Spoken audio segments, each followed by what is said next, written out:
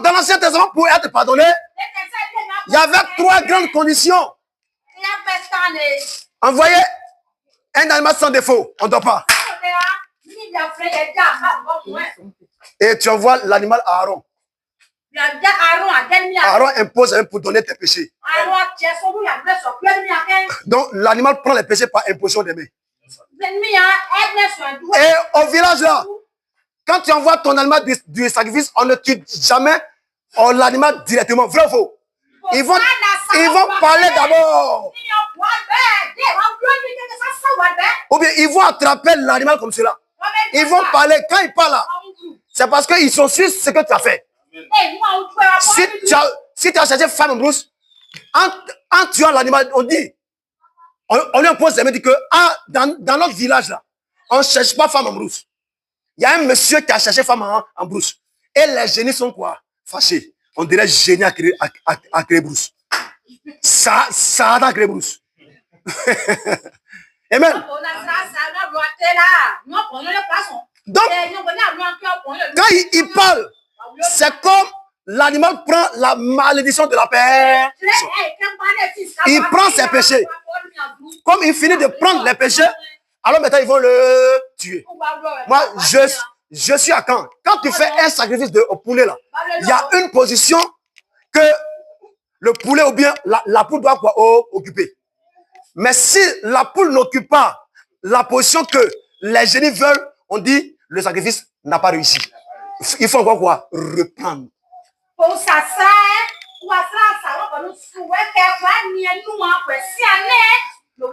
Amen. Donc les hommes savent bien le faire. Donc c'est Dieu là qui va laisser comme ça les choses passer. C'est faux. De la même manière, les hommes sont rigoureux. Dieu est plus que rigoureux. Donc dans l'Ancien Testament, c'est comme cela le peuple devait faire pour être pardonné. Alléluia.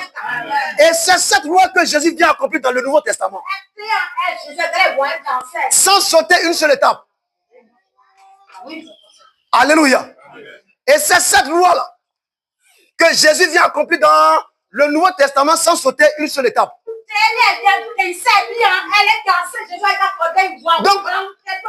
Donc, dans le Nouveau Testament, qui est notre animal du sacrifice? Oh, c'est qui?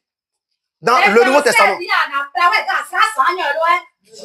C'est Jésus, ou bien? C'est pourquoi Jésus s'est fait appeler quoi? Agneau de Dieu. Acclamez le Seigneur. Amen. Amen.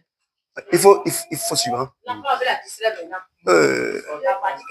Oui. Amen, amen.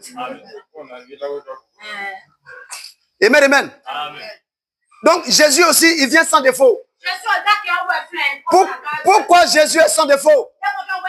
Parce qu'il est Dieu. Il vit. C'est celui qui vit qui peut laver un pain. Mais un mort ne peut jamais faire lessive. Oh! La lignée de Adam a connu ce qu'on appelle le péché et la mort spirituelle.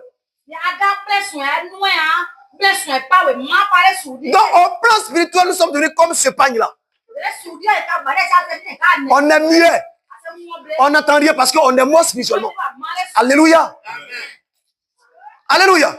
Donc il faut un vivant pour nous laver. Bravo. C'est pourquoi à la mort, là, ce ne sont pas les morts eux-mêmes qui se lavent. C'est ceux qui vivent qui lavent les morts à la mort. Bravo.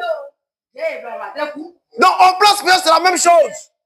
Un mort ne peut pas laver ses péchés. Il faut un vivant. Alléluia. C'est pourquoi si un pasteur n'est pas vivant au plan spirituel, il va forcément te prêcher un faux évangile.